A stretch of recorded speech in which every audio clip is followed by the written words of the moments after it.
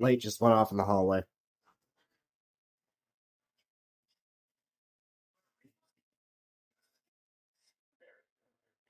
All right.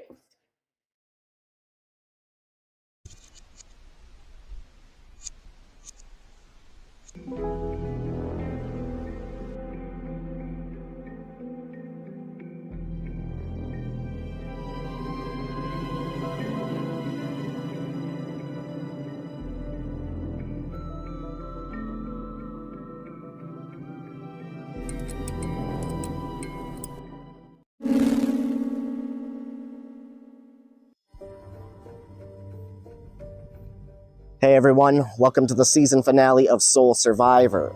Today we are here in historic Sturbridge, Massachusetts, a town commonly referred to as the Crossroads of New England due to its placement along US Route 20 and Interstate 90, a junction point to the rest of the country since its settlement in 1729. Prior to the town's settlement, English Puritans led by John Winthrop would discover the area, making contact with the local Nipmuc Indians, who in turn would introduce the settlers to a type of special black rock they harvested, graphite. The town would find its official start in 1729, with John Winthrop II purchasing the area and opening the Tantiusquis mines, where settlers would harvest graphite, lead, and iron. The mine would stay in operation through the Revolutionary War, which many men from town would participate and die in. Many can be found here in Sturbridge's old burial ground, which happens to be directly next to the historic district's oldest building. The Publick House Historic Inn, constructed in 1771 by veteran of the American Revolution Colonel Ebenezer Crafts, sits just adjacent to the cemetery I'm currently standing in, and it's where I'll be staying for the night.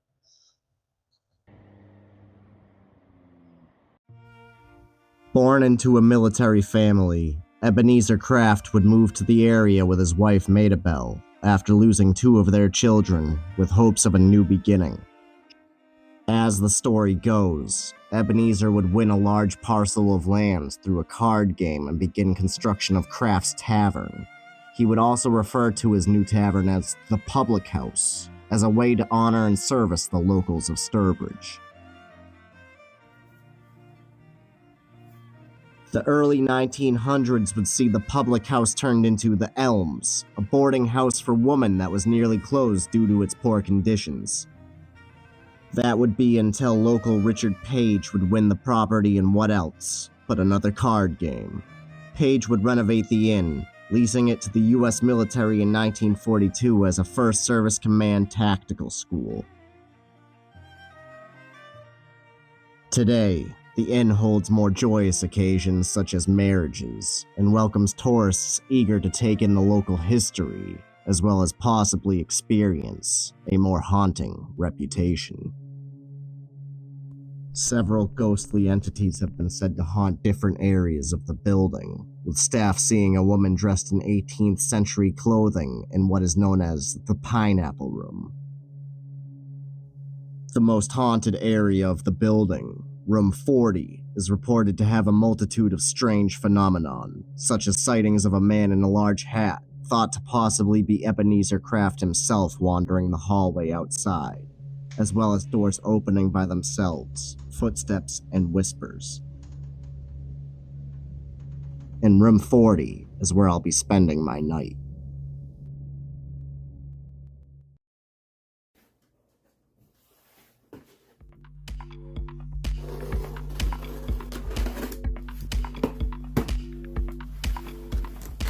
For the final piece of equipment we'll be testing this season, I've decided to get a high-powered laser pointer with an interchangeable grid lens, supposedly allowing for easier detection of anomalies.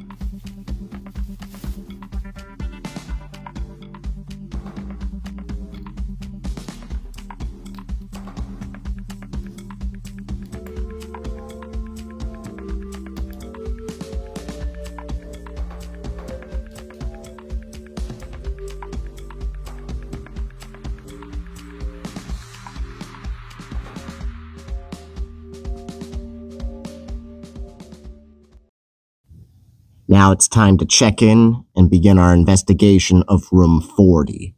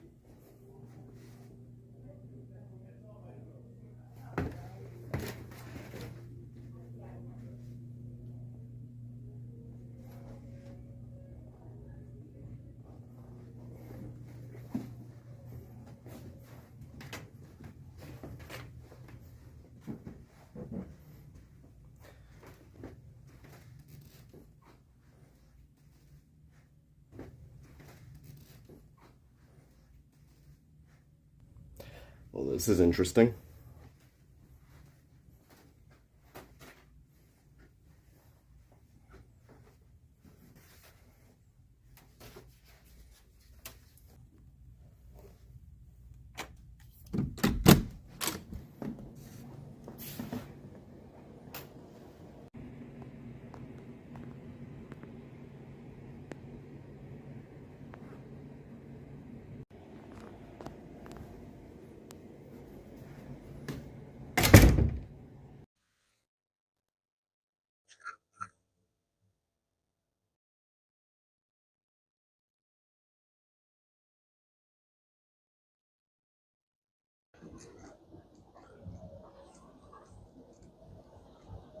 Wow.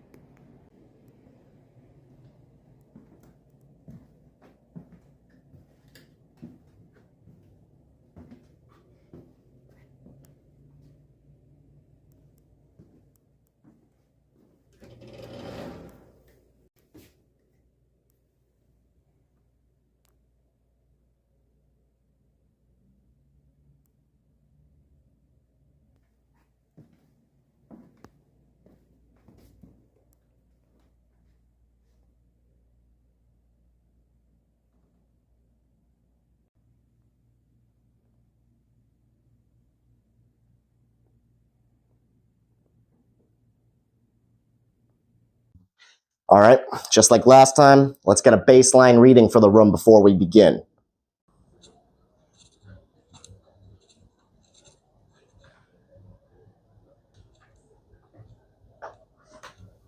As usual, the higher quality EMF meter fails to gather any readouts in the room. It isn't until I switch over to the other model that I get the complete opposite reaction.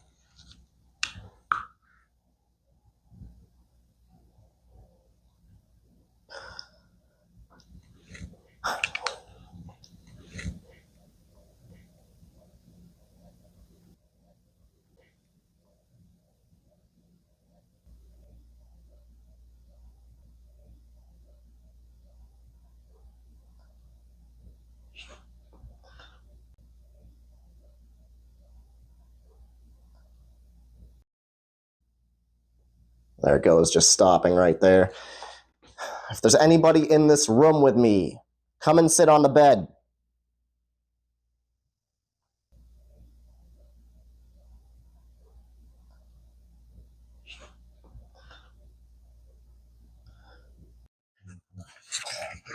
So I'm not sure what to make of the level 5 readout on the EMF meter. I'm going to step away from all devices in the room. I'm going to see if I can achieve the same level.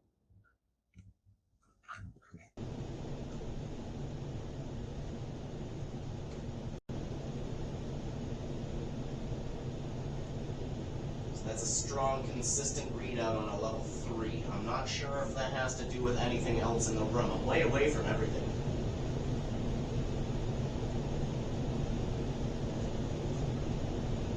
Just like that, it's gone.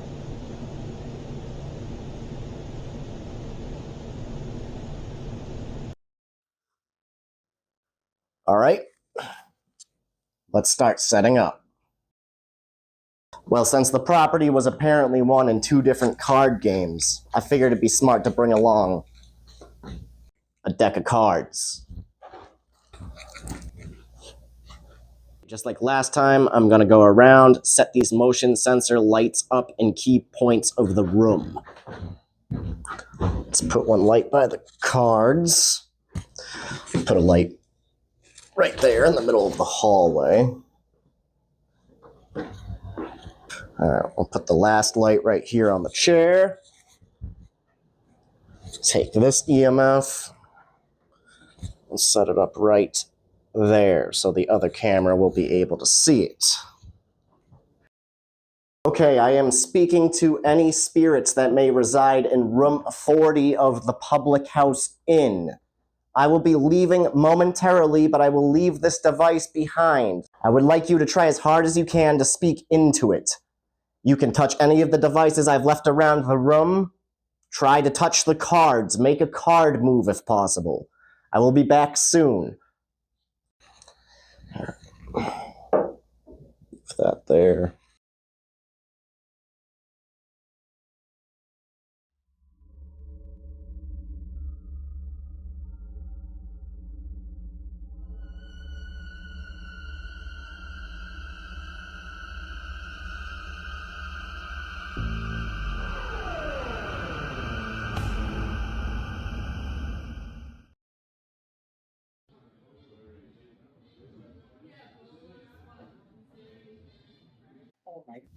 To bide my time, I stopped down at Ebenezer's Tavern for a beer and to take in the local history still on display.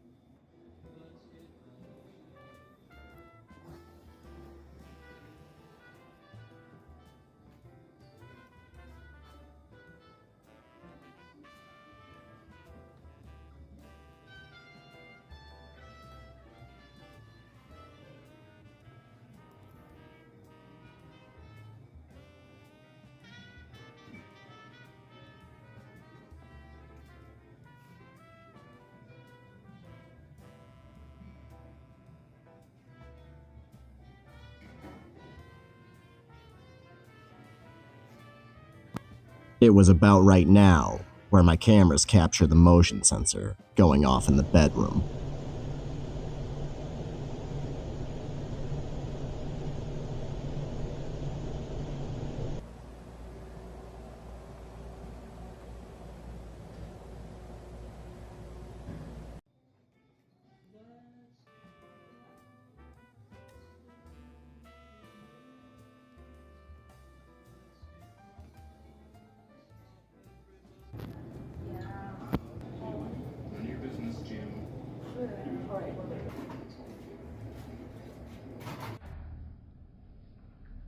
Okay, I just got back up to the room. I moved all of the equipment around. I figure it's time to set up the laser and take a walk over to the old burial ground.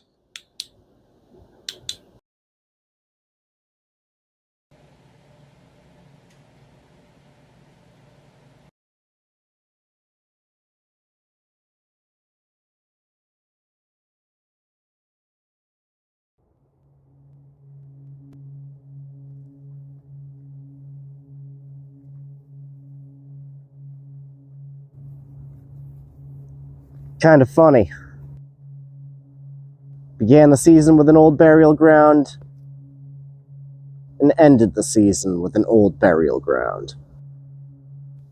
It's while I'm out in the graveyard performing this EVP session that my cameras capture another motion sensor light going off in the hallway.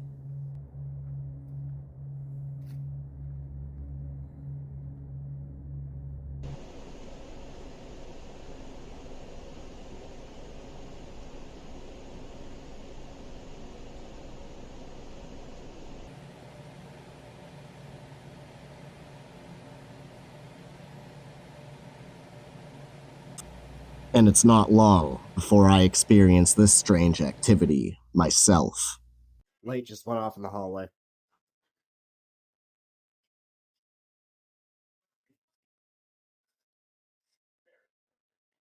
All right. Someone there? Come on over. Hello?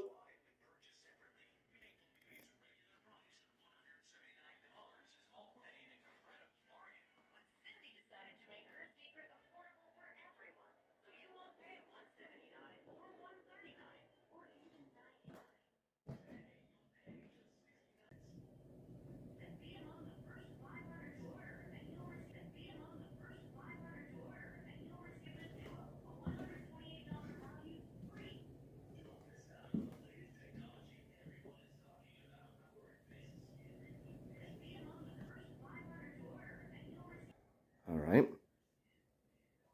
What's going on with the camera? That was weird. Someone in the room? I just want to talk.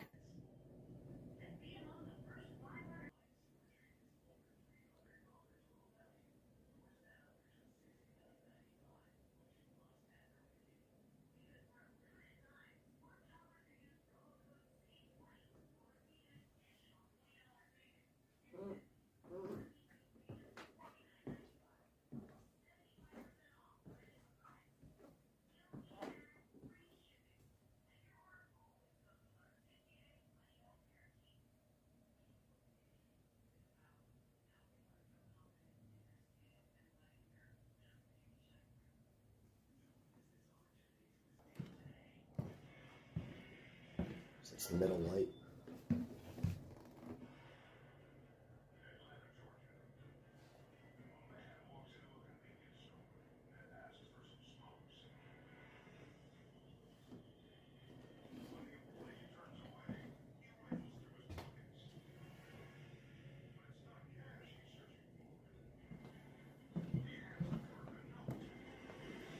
Okay. That was creepy.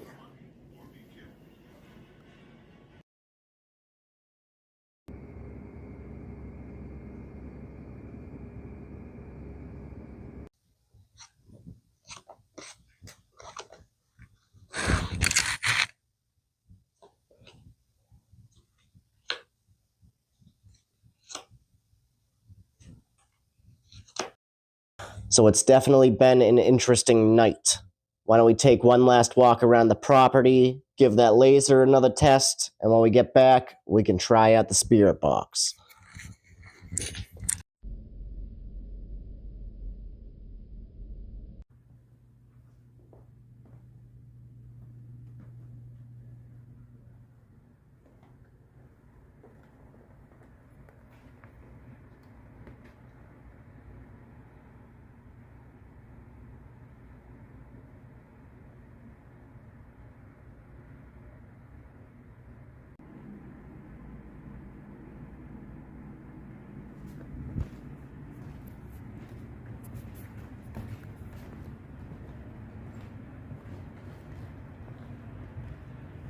with activity only seeming to increase as the night goes on. What can only be described as the sound of a door being opened somewhere within the suite can be heard.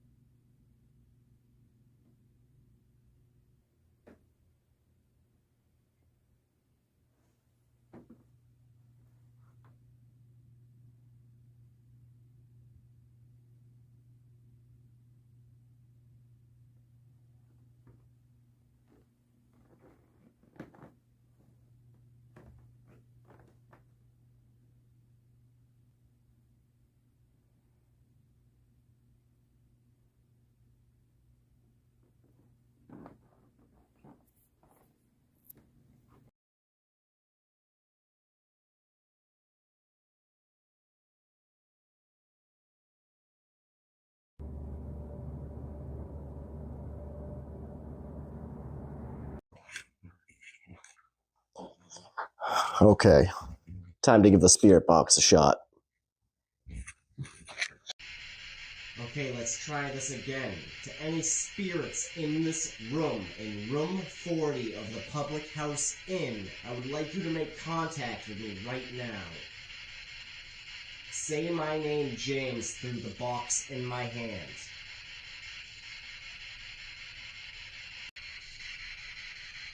Can you say your own name back to me through this device?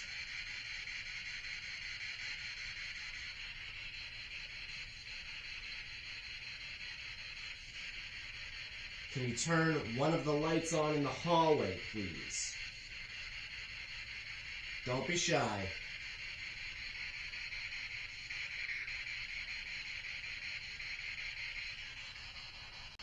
Still have our card game going on here. Come on, you gotta make a move. It's your move.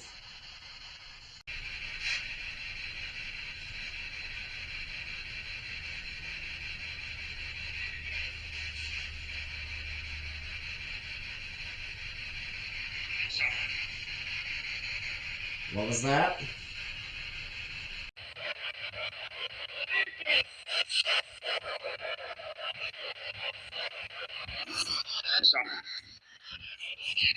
What was that?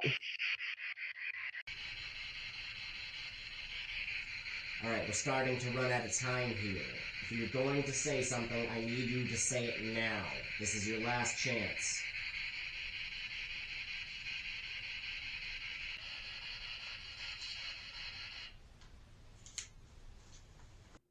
Well, that'll have have to do for the night. It's about 4:30 now and checkout's at 11. I'm gonna try to get a couple hours of sleep. See you guys in the morning.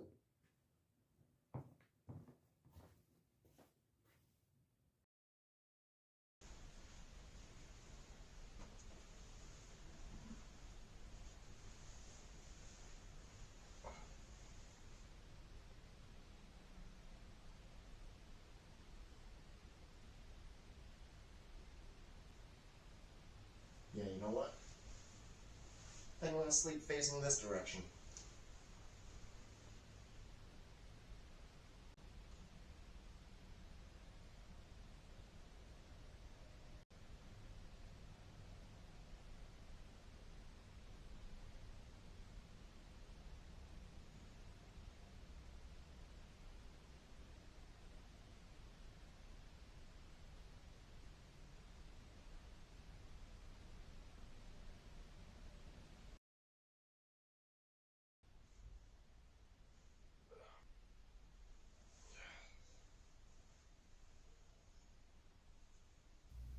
With the night coming to a close, I wrap up my investigation and head home, not ready for the evidence I'm about to uncover.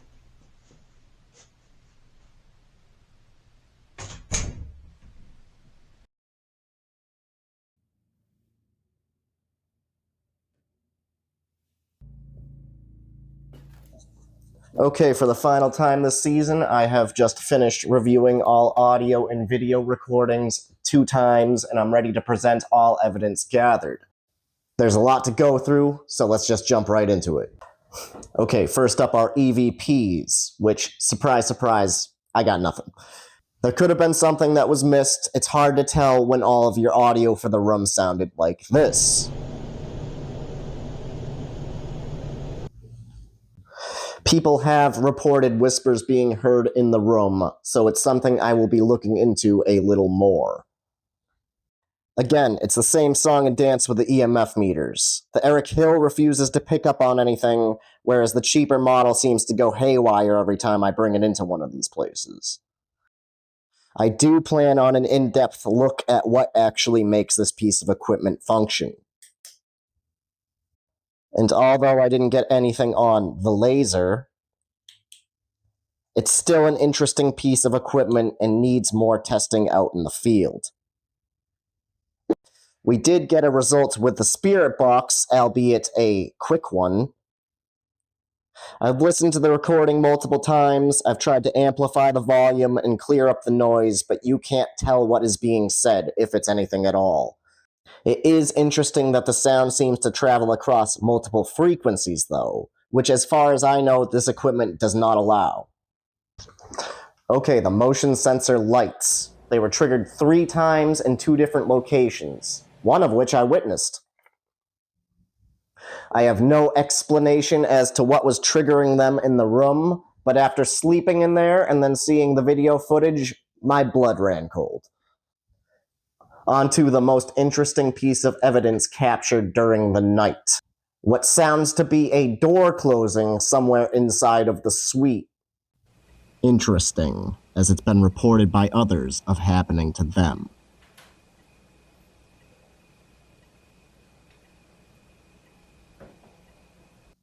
Now, I've had others suggest that maybe it was somebody else in a neighboring room closing their door.